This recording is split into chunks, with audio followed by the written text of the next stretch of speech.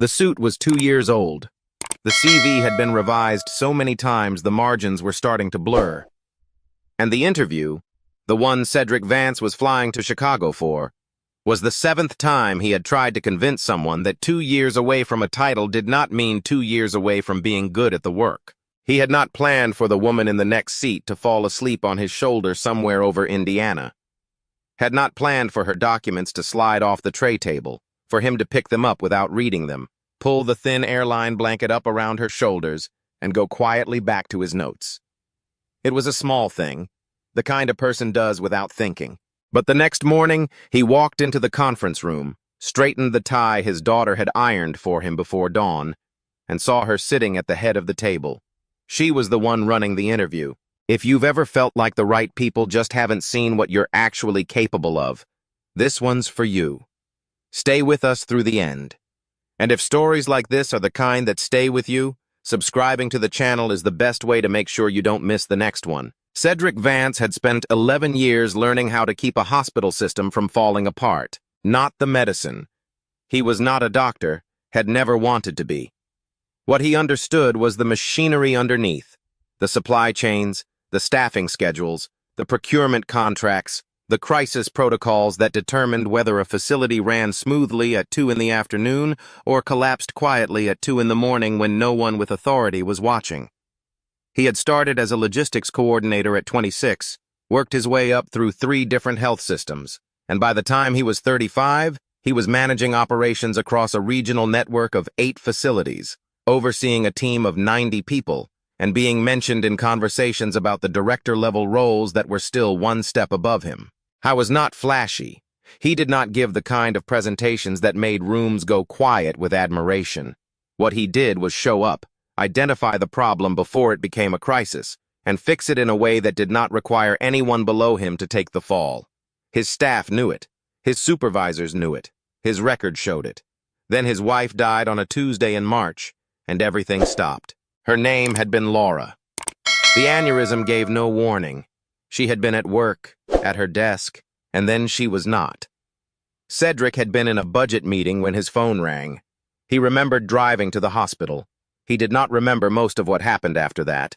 What he remembered clearly was arriving home that night and finding their daughter sitting on the kitchen floor in her school uniform, still wearing her backpack, waiting for someone to come home and explain what the adults on the phone had been trying to tell her. Lily was 7 years old. She had her mother's eyes and her father's stubbornness, and for the first several months after Laura died, she stopped talking to almost everyone except Cedric.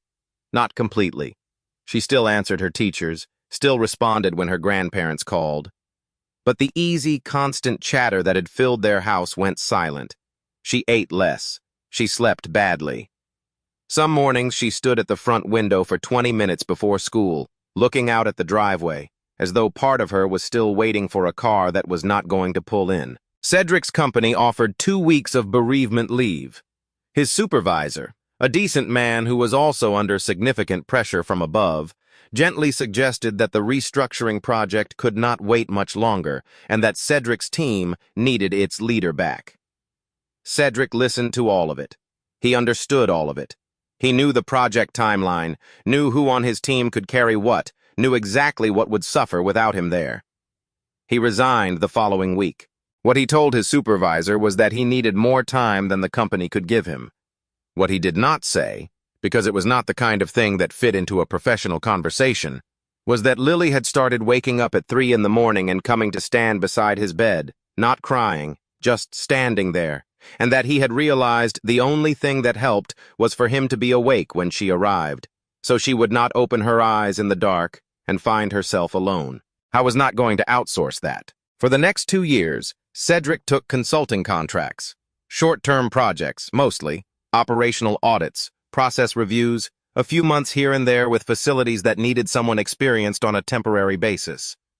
The work was real and he did it well, but it was not the same as carrying full accountability for a system, and his resume made that visible in the worst possible way.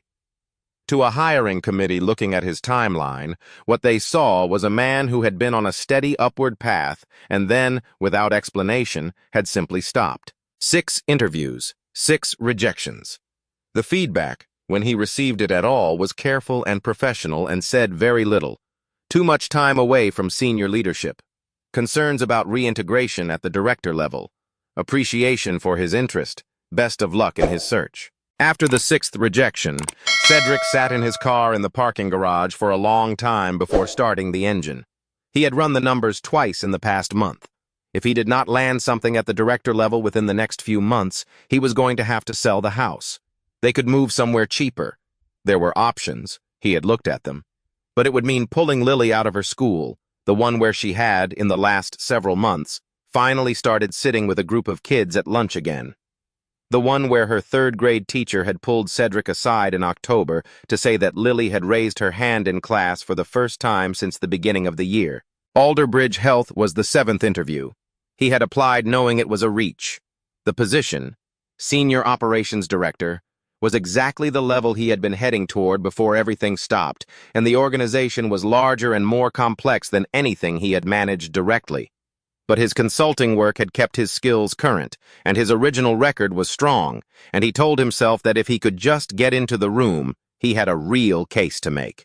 The invitation for a final round interview arrived on a Thursday. On the morning of his flight, Cedric was up before 6, ironing his shirt in the kitchen while coffee brewed. He had not heard Lily come downstairs. She appeared in the doorway in her pajamas, hair uncombed, looked at him for a moment, and then walked to the small closet where the iron lived. Without saying anything, she picked up the tie he had left draped over the back of a chair, spread it carefully across the ironing board, and began pressing it in slow, deliberate strokes, the way she had watched him do it dozens of times. Cedric set down his coffee and watched her. She was concentrating hard, her lower lip pushed forward slightly, repositioning the tie after each pass to make sure she had not missed a section. When she finished, she held it up, examined it, then folded it once and laid it on top of his travel bag near the door. She still did not say anything. She went back upstairs. Cedric stood in the kitchen alone for a moment. Before he picked up the tie, he heard a small sound from upstairs, the soft click of a tablet camera. He did not think much of it at the time. He picked up the tie, looked at it, and put it in his bag. He was wearing it when he boarded the evening flight to Chicago. The plane was not full. Cedric had the window seat, his notes open on the tray table, a printed outline of Alderbridge Health's operational structure, the questions he anticipated, the answers he had been refining for 3 weeks. He went through them with a pen, crossing out phrases that sounded defensive, replacing them with language that was direct without being over-explained. He had learned the hard way that explaining himself too much in interviews read as anxiety, and anxiety was the thing most likely to confirm whatever doubts the committee already had. The woman took the aisle seat just before the doors closed. She was somewhere in her mid-30s, dressed in the brisk, unadorned manner of someone who had come directly from a long stretch of work. Blazer, no jewelry except small earrings, laptop bag instead of a purse. She said a brief hello, stowed her bag overhead, and sat down. Almost immediately, she opened her laptop and began reading something, scrolling with the focused speed of a person trying to get through volume rather than absorb any single part of it. Her phone buzzed twice in the first 10 minutes. She answered neither call, but she read both messages, and Cedric noticed her jaw tighten slightly at the second one before she set the phone face down on the tray table. He did not ask. It was not his business. The flight took off. The cabin dimmed after the drink service. Cedric kept working through his notes. Somewhere over Indiana, the plane moved through a patch of rough air. Nothing alarming, the kind of turbulence that rearranged things on tray tables and made passengers shift in their seats. The woman beside him had apparently fallen asleep somewhere in the previous half hour, her laptop still open, and the movement of the plane brought her sideways. She settled, without waking, against Cedric's shoulder. He went still. The reasonable thing was to wake her. A brief, neutral excuse me, and she would straighten up, and they would both pretend it had not happened. That was the normal response. He did not do it. I was not sure exactly why, except that looking at her, the particular heaviness that comes with genuine exhaustion, not the light doze of someone comfortable on a long flight, but the collapse of a person who had simply run out of capacity. He thought of Lily. Of the number of times in the last 2 years he had carried his daughter from the car to her bed without waking her, had sat beside her in waiting rooms with her asleep against his arm, had made himself stay perfectly still for an hour in an uncomfortable chair because she had finally, after a difficult night, found a position in which she could rest. He adjusted slightly so that his shoulder was a more stable surface and went back to his notes. A few minutes later, a folder slid off the woman's tray table and landed on the floor near his feet. He reached down and picked it up. The cover page was facing upward. He could see there was a header without trying to read it. But he closed the folder without looking further and slid it into the seat pocket in front of her. He went back to his notes. When the pilot announced their initial descent into Chicago, the woman startled awake, sat upright, and looked at him with the disoriented expression of someone trying to quickly reconstruct where they were and what they had done. It resolved into recognition, and then into something that looked very much like mortification. She apologized immediately, said she had not slept in... She paused, seemed to calculate, a while, said she was sorry, that was completely unprofessional, she did not normally do that. Cedric shook his head. "It's fine," he said. "You needed it more than I needed the shoulder." She looked at him for a moment as though she was not entirely sure how to receive that, and then she laughed, a short, genuine sound, not polite. She reached for the seat pocket and found the folder where he had placed it. She glanced at it, then at him. "You didn't have to do that," she said. "It fell," he said. "I picked it up." They talked for a few minutes while the plane descended. She asked if he was in Chicago for work. He said yes. An interview, final round, a position he had been working toward for a long time. She asked if he was nervous. He considered the question honestly. "I'm past nervous," he said. "I've interviewed 6 times in the last 8 months. At this point, I mostly just want to get into the room and make the actual case, instead of trying to convince someone to let me into the room." She looked at him steadily. "What keeps stopping you?" 2 years, he said. "I stepped back from a senior role 2 years ago for family reasons, and most committees see the gap and stop reading." He paused. "I'm hoping this one reads a little further." She did not ask what the family reasons were. He did not ask what she did for work. The plane landed. They gathered their bags from the overhead bin, said a brief and entirely normal goodbye, and separated in the terminal. She toward the rideshare pickup, he toward the hotel shuttle, 2 strangers who had shared 4 hours and an armrest and would, in all reasonable likelihood, never cross paths again. Cedric arrived at the Alderbridge Health offices at 7:52 the following morning, 8 minutes before the scheduled start time. He had been awake since 5. He had gone through his notes twice, eaten something at the hotel because he knew better than to sit in a long interview with nothing in his system, and taken the stairs instead of the elevator because he needed to move. Outside the conference room on the 14th floor, he stopped. He straightened his jacket. He reached up and adjusted his tie, Lily's careful, deliberate work, and held it for just a second before letting it go. He pushed open the door. There were 5 people seated on the far side of the long table. He registered them in sequence. A man in his 50s with reading glasses pushed up on his forehead, a woman taking notes on a tablet. A younger man he recognized from the HR correspondence, a second woman near the far end, and... He stopped. The woman at the center of the table was looking at him with an expression that was difficult to read but clearly recognizable as something other than professional neutrality. It was the woman from the plane.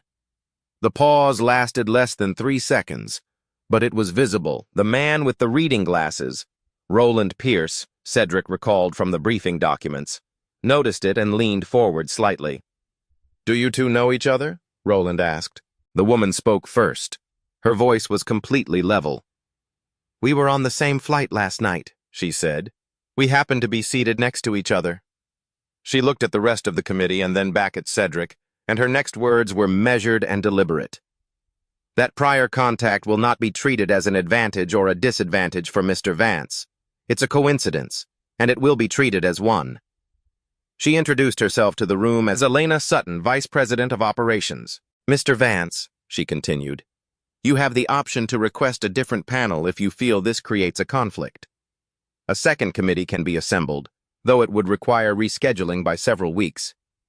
Cedric understood exactly what several weeks meant. The position would not stay open.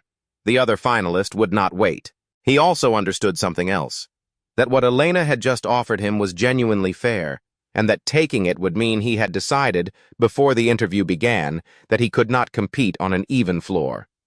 He looked at her directly. "I don't want to be hired because you met me on a plane," he said. "I don't want to be disqualified for the same reason. Evaluate me the same way you'd evaluate anyone else in this process." He pulled out the chair across from them and sat down. The interview began. The first 40 minutes went well. Cedric had prepared for this. He knew the material, not in the way of someone who had reviewed it recently, but in the way of someone who had spent a decade living inside the problems the questions were designed to surface. When Roland asked about crisis response protocols in multi-site health systems, Cedric did not reach for his notes. When the woman with the tablet asked about staffing model design during demand surges, he answered in specifics, not principles, not frameworks, but the actual decisions and the reasoning behind them, including the ones that had not worked and what he had done to correct them. He watched the committee as he spoke. The woman with the tablet was writing quickly. The younger man from HR was nodding at intervals. Roland was listening with his arms crossed, which was not necessarily negative. Some people thought better with their arms crossed. But his expression had the quality of someone waiting for the part that concerned him. Elena asked 2 questions in the first half. Both were technical. Both were good. She gave no indication, in the way she asked them or received his answers, that she had any prior knowledge of who he was beyond the materials in front of her. Cedric respected that. He did not let himself think about it beyond that. Then Roland uncrossed his arms and leaned forward slightly, and the temperature in the room changed. "I want to spend some time on the last 2 years," Roland said. "Specifically, what you were doing and what you weren't doing." He opened the folder in front of him and looked at it, though Cedric had the impression he had already memorized its contents. "Your record before the gap is strong, no question about that. But the gap itself is significant, and the work you did during it, consulting, short contracts, is not the same as carrying full operational accountability for a complex system." He looked up.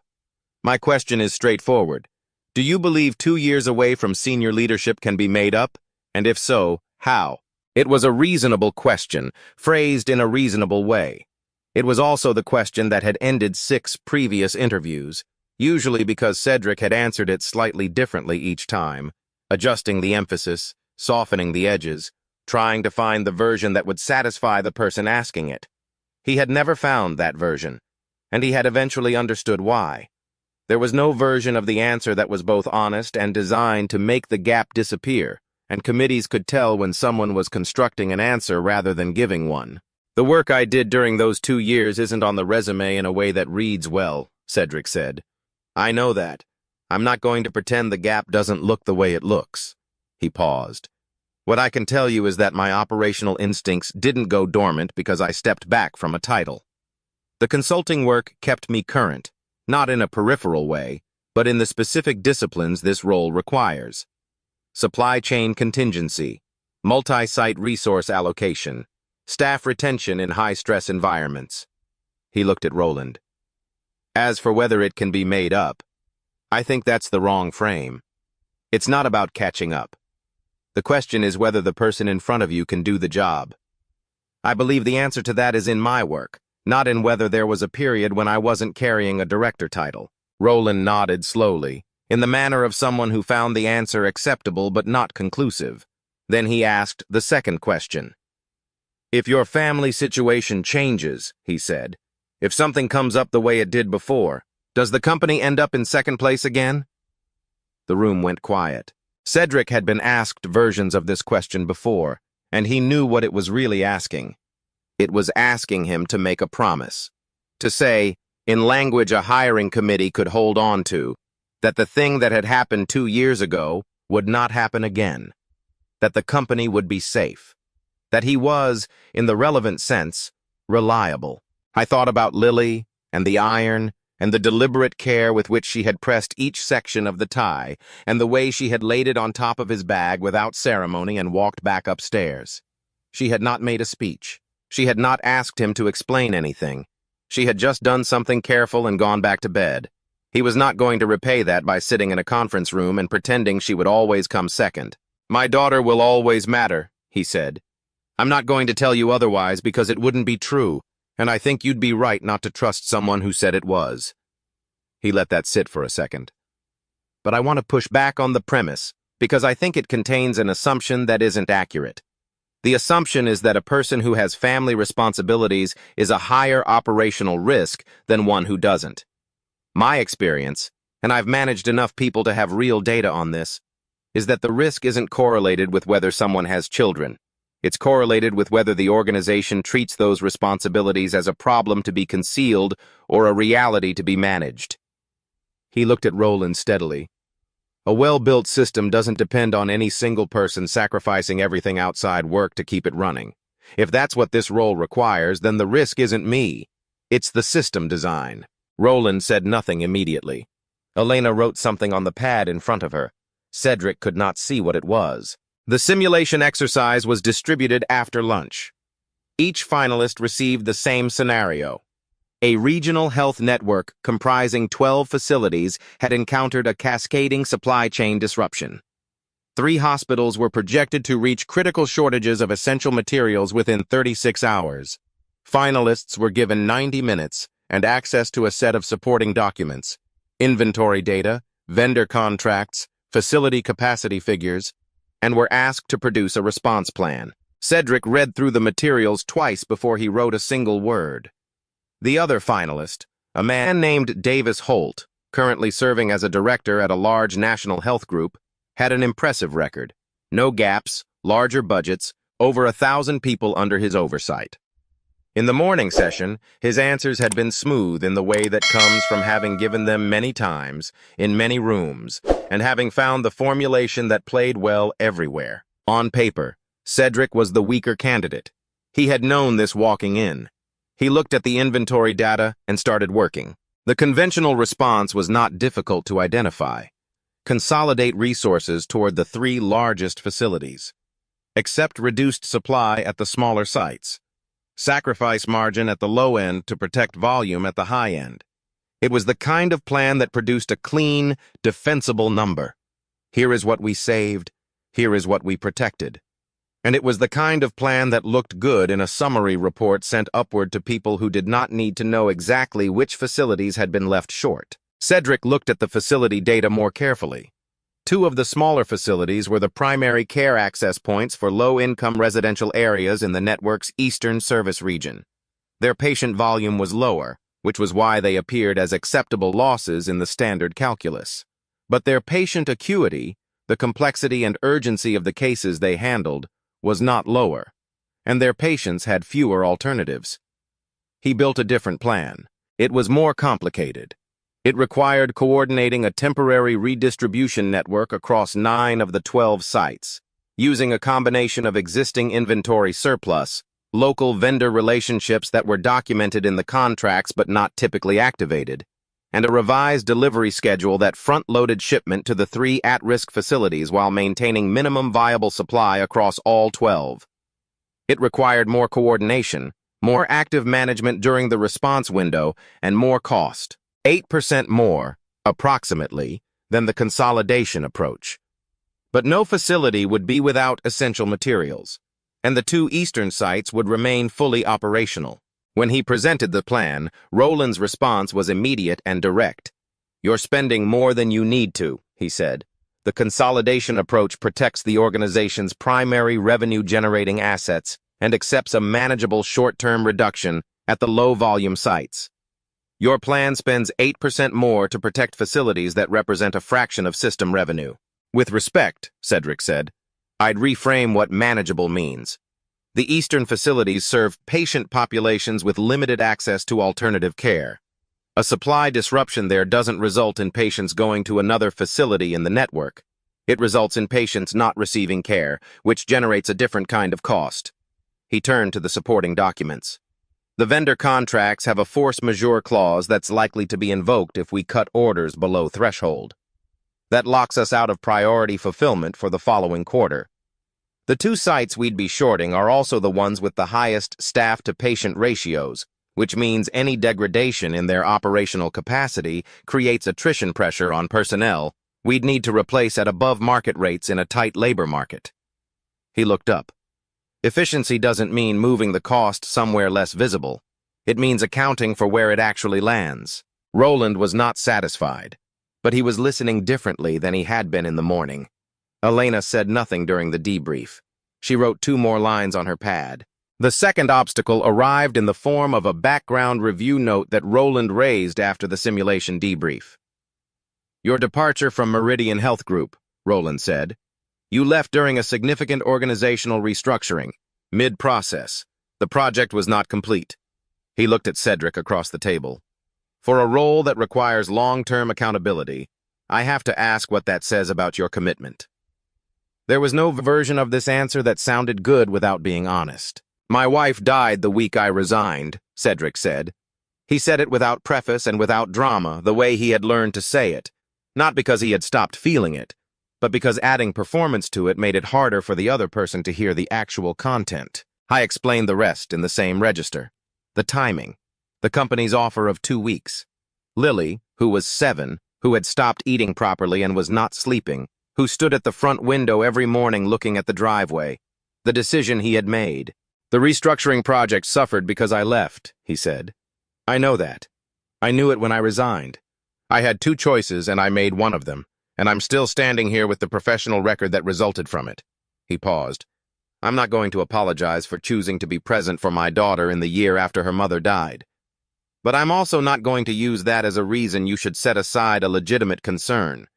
If my commitment to this role is in question, the evidence you're looking for is in the consulting work I did for the last 2 years, and in this room today. That's all I can offer you." The committee was quiet. Elena had been still throughout Cedric's answer. She did not look at her notes. She looked at him. After the session broke for a brief recess, she asked the committee to remain. Cedric was asked to wait in the hallway. When he was called back in, Elena spoke first.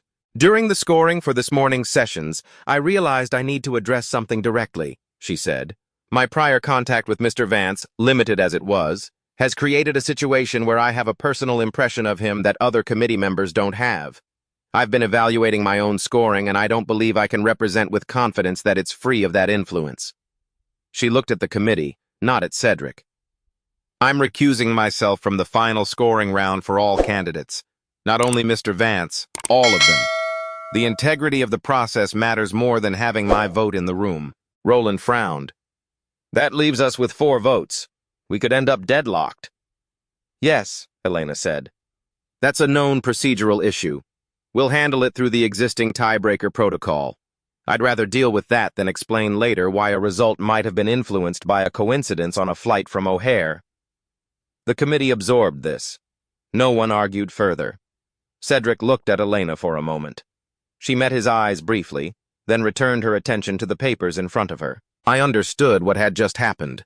The one person in the room who had seen him pick up her documents without reading them, who had heard him say that 2 difficult years did not mean 2 wasted ones, she had just removed herself from the decision. Not because she did not believe in him, precisely because she did. He was on his own. The final scores were announced at 4:45. Roland delivered them in the neutral, structured manner of someone reading a document aloud. The committee had evaluated both finalists across 7 competency areas. The overall composite scores had been tabulated. Davis Holt was first. Cedric Vance was second. The margin was small. Roland made a point of saying so. The committee would deliberate and a final decision would be communicated within 48 hours. Cedric thanked each member of the committee individually, shook their hands, and left. In the elevator, he was alone. He pressed the lobby button and watched the floor numbers count down, and did not think about anything in particular. Outside, on a stone bench near the building's entrance, he sat down. It was a cold afternoon. The plaza in front of the building was mostly empty, a few people crossing with their heads down against the wind. He did not put his coat on, even though it was in his bag. He sat with his hands clasped and looked at nothing for a while. His phone had a notification. A photo, sent earlier that morning before he had left the hotel. Lily had sent it from his tablet, which she was allowed to use on weekends and apparently also on mornings when her father had an important interview in another city. The photo was of the tie, the one she had just finished ironing, lying flat on the ironing board, still warm, taken before she carried it downstairs.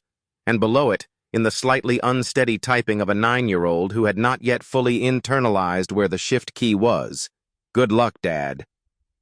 Cedric looked at the photo for a long time. 7 interviews, 6 rejections, and now, almost certainly, a 7th. He had answered every question honestly. He had not apologized for the choices he had made. He had produced, he was fairly confident, a better operational plan than his competitor. And he had still come in second, because his competitor had not spent 2 years outside a director role, and because the people in that room could not fully separate what was on paper from what was sitting in front of them. He thought, for the first time with any real seriousness, about what it would mean to stop trying to go back to where he had been. There were other options. He could stay at the consulting level. He could look for a mid-tier management position with less pressure and less scrutiny. He could accept that the career he had been building before Laura died was not going to be exactly the career he came back to, and build something different. He sat with that thought. He did not dismiss it.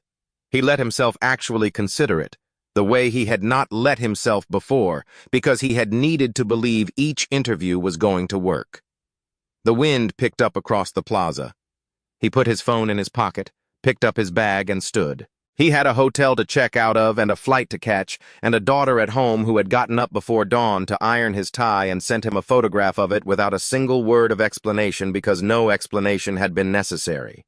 He would figure the rest out later. Elena did not call for a revote. What she did was more methodical than that, and considerably less dramatic, which was why it worked. After Cedric left the building, she remained in the conference room with Roland and the 3 other committee members and asked them to stay for an additional 30 minutes. Roland looked at his watch. She told him it would be worth his time. She began by putting the scoring sheets on the table, all of them, laid flat, the numbers visible. "Look at the categories where Holt outscored Vance," she said. They looked. The gaps were concentrated in 3 areas: career continuity, organizational tenure, and leadership presence. In the areas that measured what a candidate had actually done: crisis response, resource management, cross-functional problem-solving. The scores were nearly identical, with Cedric marginally ahead in 2 of the 3. "The position we're hiring for," Elena said, "is Senior Operations Director. The primary function is complex problem-solving under time pressure across a multi-site system." She pointed to the scoring categories where the gap existed. "Career continuity is not a competency. Organizational tenure is not a competency. These are biographical facts that we assigned point values to, and they are driving a result that may not reflect who can actually do this job." Roland said carefully that those factors were part of the evaluation criteria for a reason. "They're there because they correlate with competency," Elena said. "When you have no other information, we have other information.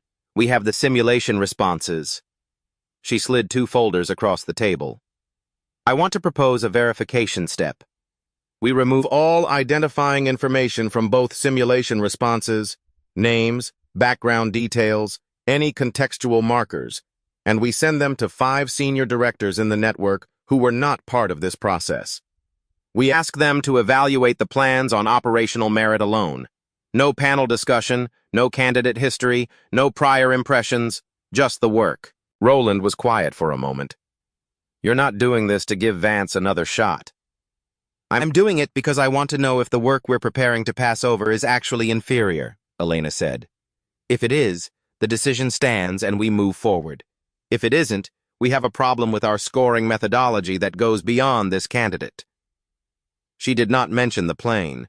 She did not mention anything she had observed outside that conference room. Roland considered it for a long moment. "You're not scoring this round either," he said. "Correct," Elena said. He agreed. The 5 directors received the anonymized plans the following morning. They were given a standardized evaluation rubric and told only that the materials represented 2 finalist responses to a supply chain crisis scenario. They were asked to score each plan independently and return their assessments within 24 hours. No committee discussion. No candidate names. Cedric, meanwhile, had flown home. Hai had not called anyone. He had not told his parents the outcome, had not called his sister, had not texted the two friends who knew he had been interviewing. He came through the front door at a little after 8 in the evening, dropped his bag in the hall, and found Lily at the kitchen table finishing a worksheet, her pencil moving slowly because she was tired and had clearly been waiting for him longer than she wanted to admit. She looked up when he came in. He sat down across from her, still in his jacket, and asked how her day was. She told him about a disagreement on the playground, a math problem that had taken her the whole afternoon to figure out, and the fact that the cafeteria had served the kind of green beans she did not like. She did not ask how the interview had gone. She watched him carefully while she talked, reading the specific quality of his stillness, the way he held his mouth, and she finished her worksheet and put her pencil down. "Are you okay?" she asked. "I'm okay," he said. And then, because she deserved more than that, "I don't think it went the way I needed it to." She was quiet for a moment. Then she nodded, once, with the gravity of someone who had already made a decision about how to receive difficult news. "Okay," she said. She gathered up her worksheet, pushed back her chair, and on her way past him, briefly put her hand on his arm, a quick, matter-of-fact touch, there and then gone, and went upstairs. Cedric sat at the kitchen table for a while. Then he got up and made dinner. I was on a call with a client the following afternoon when the Chicago number appeared on his phone. He let it go to voicemail because he was mid-sentence and because he had conditioned himself not to drop everything for calls from numbers he did not recognize. He had received too many formal rejections delivered by phone to treat them as urgent. He listened to the voicemail an hour later. It was a woman from the Alderbridge Health HR office asking him to come in at his earliest convenience to present and defend his simulation response before the full executive committee. She said it with a neutrality that gave away nothing, except the word defend, which was not language typically used in rejection calls. He called back and scheduled for the following morning. He did not know what the blind scoring had produced. He did not know Elena had proposed it. He only knew that for a reason he had not been given, the process was not over. He sat in his home office for a long moment after he hung up. Then he opened his laptop and went back to the simulation documents. The executive committee convened in a larger room than the one he had interviewed in. There were 8 people this time, not 5. Roland was there, in the same seat near the center of the long table, with the same glasses pushed up on his forehead. Elena was present but seated to the side, apart from the main table, the position of an observer, not a decision-maker. Cedric noticed it and understood it. I was told that his simulation response had been evaluated independently by 5 senior members of the organization, all of whom had reviewed it without knowledge of who had produced it. He was told that the scores from that process would be shared with him after his presentation.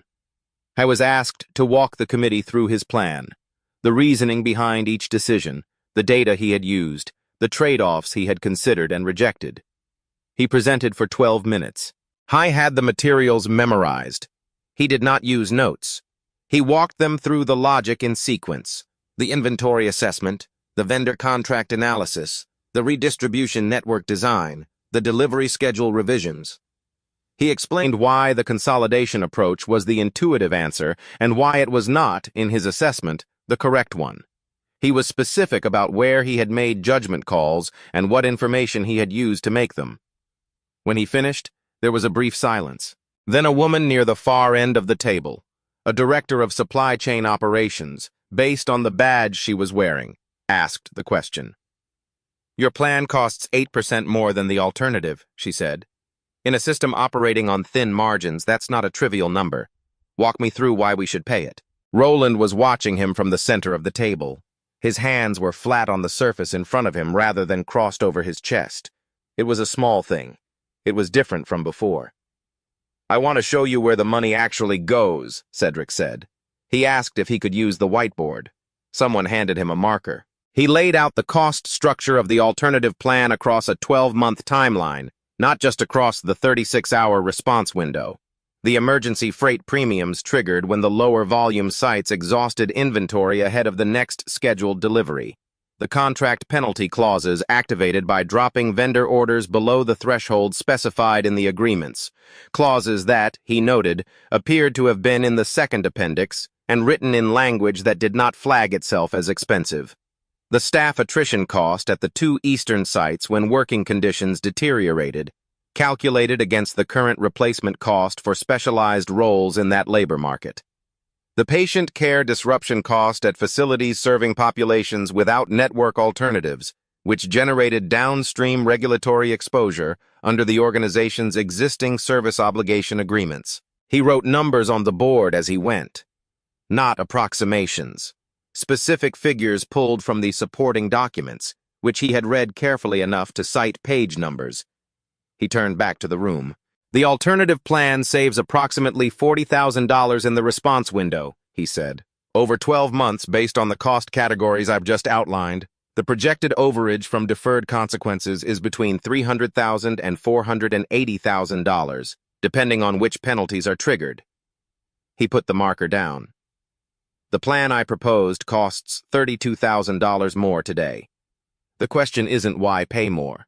The question is why pay significantly more later, for a worse outcome, because the initial number looked smaller. The room was quiet. The supply chain director was writing quickly.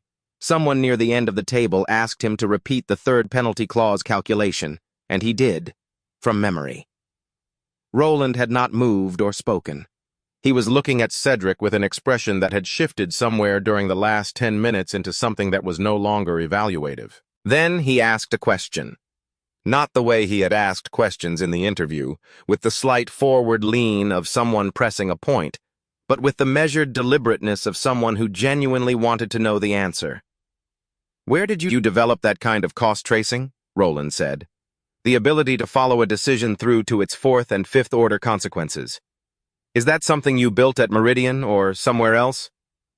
Cedric paused. "Some of it was Meridian," he said. "Some of it was the consulting work. And honestly, some of it was the last 2 years." He looked at Roland directly. "When you're fully responsible for another person with no backup system and a fixed budget, you learn very quickly that the decision that looks cheapest today is not always the decision that costs least. You can't afford to be wrong about where the expense actually lands." The room was very quiet. Roland nodded. It was not a large gesture.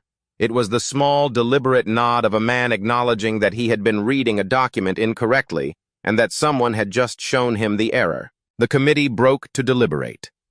Cedric waited in the hallway on the 14th floor. He did not pace. He sat in one of the chairs along the wall and looked at his phone without really seeing it. He thought about the whiteboard numbers, whether he had cited the penalty clause correctly, whether there was a counter-argument to the attrition projection that he should have preempted. He ran through it once, found nothing that concerned him, and stopped.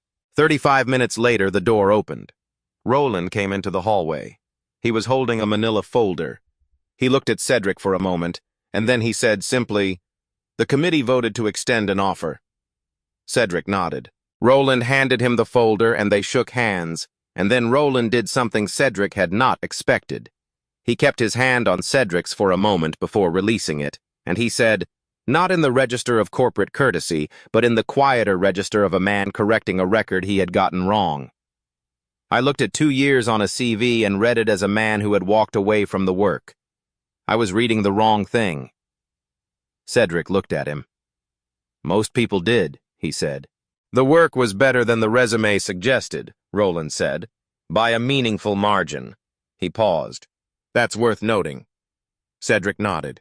He took the folder. He accepted the offer that afternoon in a brief meeting with Elena and the HR coordinator.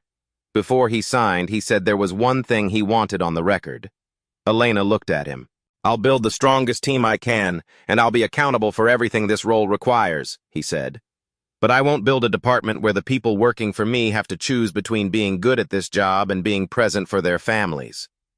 I've managed enough people to know that choice produces worse outcomes on both sides." He paused. "If that's a problem, I'd rather know now." Elena looked at him for a moment. "It's not a problem," she said. "In fact, put that in writing as a management philosophy document in your first 60 days. I want to see what it looks like as a structural framework." He signed the offer letter. 6 months later, the Eastern Service Region supply chain was running on the redistribution model Cedric had outlined in the simulation. Response time for critical supply alerts across the network had improved by 22%. Staff turnover in his department in the first 2 quarters was the lowest it had been in 4 years. He was no longer the man who needed to explain a 2-year gap. The 2 years were still on his resume. They always would be, but they were no longer a wound to be defended. They were part of the record, the part that explained, to anyone who looked carefully enough, why his cost projections went 4 levels deeper than expected and why his team members, almost without exception, stayed. He bought back the house. Lily did not change schools. In November, on a Tuesday evening, Cedric came upstairs to say goodnight and found her already asleep, her lamp still on, a library book open across her chest. He stood in the doorway for a moment. He took the book, marked her page, put it on the nightstand. He turned off the lamp. She did not wake up. He stood there in the dark for a moment longer than necessary. Then he went back downstairs. I saw Elena again in February, at an airport gate after a conference in Denver that they had both, it turned out, attended different sessions of. They had maintained a professional relationship in the months between, collegial, respectful, occasionally in the same meeting. The organizational structure had shifted 2 months after his hire, and he now reported through a different chain, which meant Elena was no longer in any supervisory position relative to him, direct or indirect. Neither of them had acknowledged this shift with any particular significance. They had both simply continued. But the gate at Denver International was not a meeting room. They had an hour before boarding. He was reviewing notes from the conference. She was reading something on her phone. They had said hello and settled into the easy, undemanding quiet of 2 people who did not need to fill silence with performance. After a while, she looked up. She looked at his shoulder. Then she looked at him with the small, dry expression of someone who has been waiting a reasonable amount of time to say something and has decided the time has arrived. "Do I need to ask permission this time?" she said. He laughed. A real one, the kind that came without preparation. "As long as you're not interviewing me in the morning," he said. "No," she said. "Tomorrow I was just going to ask you to dinner." He looked at her for a second.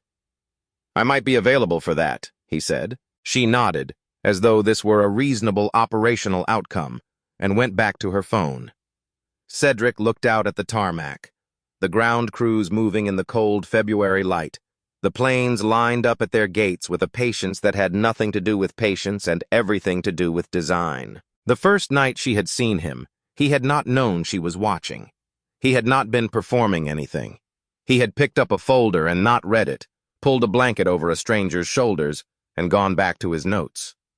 That was all. But what came after? The 7 assessment categories and the boardroom and the whiteboard and the penalty clauses in the second appendix, that had been him too. The same person, in a different room, with the stakes made visible. She had seen the first part before she knew it mattered. The second part was what had actually answered the question. He settled back in the gate seat and looked out at the planes. The boarding announcement came 40 minutes later. They walked down the jetway side by side, neither of them saying much, which was exactly the right amount. There's something Cedric's story keeps coming back to, and it's worth saying plainly before we close. AJP on a resume is not the same as a gap in who you are. The years that look like pauses from the outside are often the years that teach you the most. About accountability, about real cost, about what it means to be responsible for something that actually matters. Cedric didn't win because someone felt sorry for him. He won because he did the work, told the truth, and refused to apologize for the person those hard years had made him. And maybe that's the part worth holding on to. The right room will recognize what you've built, even if it took longer to find than you expected. If this story meant something to you, share it with someone who needs to hear it today. And if you haven't subscribed to the channel yet, now's a good time. There are more stories like this one waiting, and we'd love to have you there for them.